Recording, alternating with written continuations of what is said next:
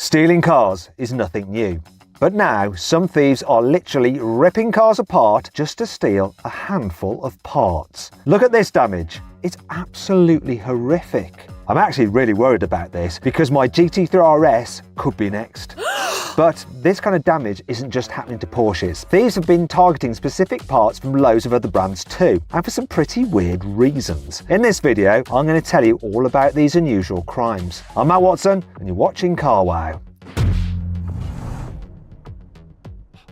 This is the most shocking photo I've seen in ages. It's a Porsche Taycan that has been torn apart like a tin of sardines. Now this car hasn't been in a crash. Thieves have literally ripped the bodywork apart to steal the car's headlights. These actually look like this, in case you don't remember. Now this isn't the first time thieves have stolen individual car parts. You've probably heard of people nicking catalytic converters because they contain precious metals such as platinum. But this latest headlight incident is truly shocking. I can see why these lights are tempting for thieves. They're worth a fortune. A set of top specification matrix LED headlights for the new Taycan will set you back more than £2,600. I'm sure thieves would rather nick the whole car if they could, but that comes with a load of extra problems. Stolen cars are tricky to hide and difficult to sell, and something as expensive as a Porsche Taycan probably has some sort of GPS tracker on it too. But nobody is putting trackers on their headlights.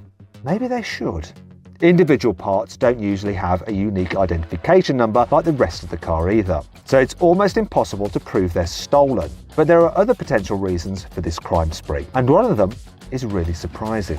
Some reports have suggested that stolen Porsche headlights are being used in cannabis farms. They emit less heat than the specialist plant-growing lights, making it harder for police to spot the farms. You see, what the police do is often fly over landscapes and potential farms, and they can see, using thermal imaging cameras, the heat signatures given off by these lights. These lights are required to grow the cannabis properly and mature it. However, the Porsche lights can also be used in this way, but because they're designed for being inside a car, they have better cooling and don't emit so much heat. And that means it'll be harder for the police to identify the cannabis farms from the air using their thermal imaging cameras. However, thieves aren't just taking crowbars and angle grinders to Porsche Taycans in order to steal their headlights. They've also ripped the eyes out of some Panameras and Cayennes. What's even more disturbing, for me at least, is that they're also doing it to Porsche 911s. Is my GT3 RS at risk? Well, I did fit it with the optional matrix LED headlights. And what would happen if someone decided to steal the headlights from my car? It could be extremely expensive if this happens. Because its wings aren't made out of metal, they are bespoke carbon fibre. I don't even want to think about how much this damage could cost to fix. It actually makes me feel a bit sick. But Porsches aren't the only cars having their headlights nicked. It's happening to other high-end German brands too, including Mercedes with the G-Class. However, it's not the latest G-Class I'm talking about. It's actually versions of the older G-Wagon. Typically, it's cars that were made between 1990 and 2018. Some owners of much older Gs want to give their cars a bit of a facelift, usually with flashy headlights and brake lights from the later 21st century models. Now, Mercedes never really changed the car's basic design, so many of these parts will bolt straight onto older G-Wagons. This means there's a huge demand for used second-hand parts. Most of these are probably legitimate, but the high demand makes these parts very tempting for thieves. One AMG G55 owner in the US had his car's headlights, brake lights and wheel cover stolen in less than 90 seconds. But it gets worse, because this happened to him twice. Thieves have also worked out how to steal whole new cars, like this Toyota RAV4, through the headlights. And all it takes is a portable speaker like this. Well, it's not actually a speaker. It's a clever bit of electronics called a CAN injector that's disguised as a speaker. Thieves connect this to the wiring loom that controls the car's adaptive headlights, and the fake speaker bombards the car's security system with coded messages. These fool the car into thinking the key is nearby, so thieves can unlock the doors and drive away. But headlights aren't the only things being stolen from cars, or being used to steal the car itself. Some BMW owners are having their airbags pinched. In fact, one member of the CarWow video team had his BMW M2 broken into just so thieves could nick the steering wheel and the driver's airbag. They smashed the window and removed the whole steering wheel like a massive game of car operation. An immobilizer or tracker won't make any difference to people like this. They get around the car alarms by covering the lights with black tape and spraying expanding foam all over the horn before they start stealing stuff. This means no one will see or hear what they're about to do. It's very sneaky. But why would someone steal a second-hand airbag?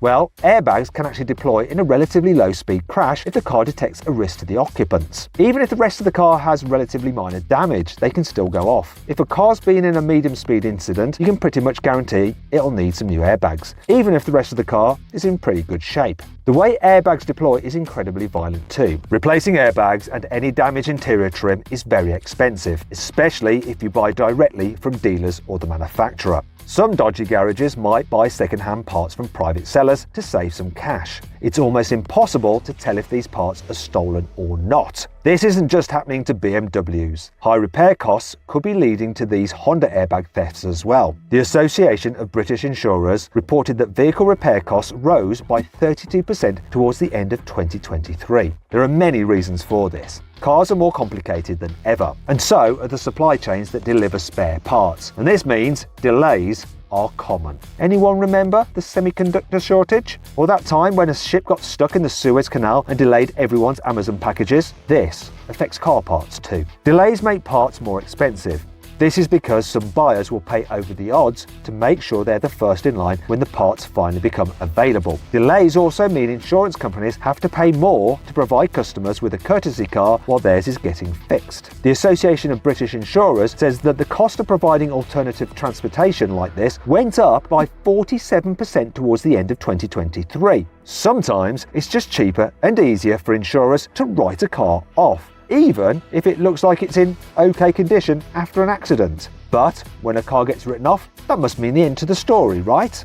No! God, please, no! No! Surely it can't play a part in any more weird car theft stories. Well, that's not really the case. Many insurance write-offs are actually sold at salvage auctions. Sometimes these cars are stripped for parts, but they can be repaired and put back on the road if they don't have significant structural damage. You've probably seen videos on YouTube of people doing exactly this. Big shout out to Matt Armstrong and his awesome car rebuilds. Matt has shown that repairing salvaged exotic cars like Porsches and McLarens can be a cheaper way to own your own dream supercar. And it can also be a great way to grow a massive YouTube channel. Okay, so you need to be pretty handy with the spanners and have a nice dad who can help you out. And there are some legal hoops you have to jump through if you want to insure and MOT a car that's previously been written off. But while Matt does everything by the book to make sure his cars are safe and legal, not everyone else does this because millions of people aren't watching them do it on YouTube. There are some people who just want to make a quick profit with a salvage car, and it's a pretty simple recipe. Buy a salvage car that has some front-end damage, find a similar car parked on the street that hasn't been in an accident, wait for it to get dark,